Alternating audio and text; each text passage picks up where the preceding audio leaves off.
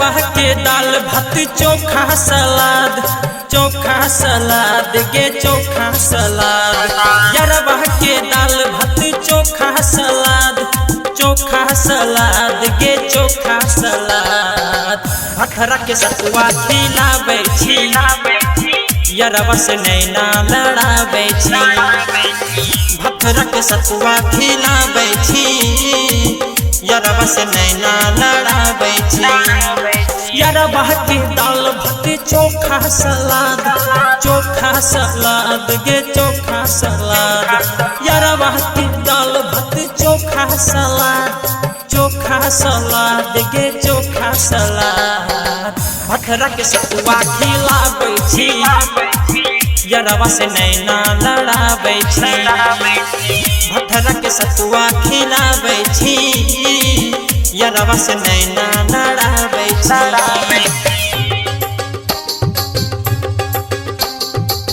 भखरा के सतुआ खिलाबै छी डीजे नीतीश राज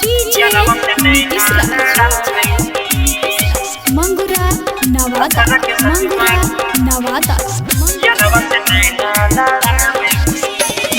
होठवा के लाली चमचम चमको सैया तो हर कोड़े छोखे। होठवा के लाली चमचम चमको सैया तो हर कोड़े छोखे। गाँव समाज के इज्जत बचावे देखे में छौड़ी लगे छी हो। यरबा के संग गुल छर्रा उड़ा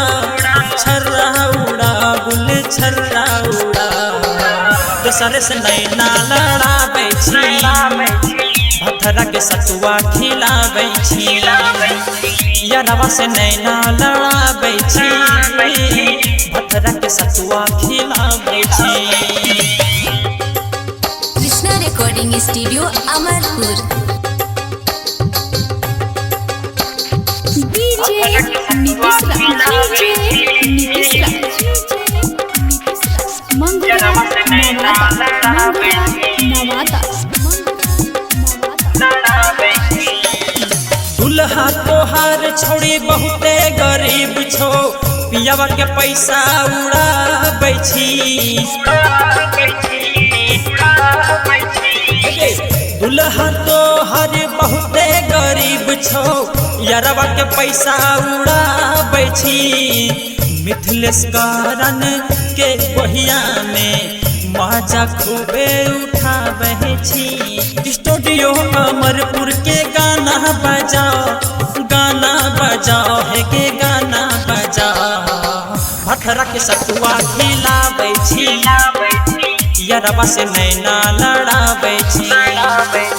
भखरा के सतुआ खिलाबै छी यरबा से नैना लड़ाबै छी।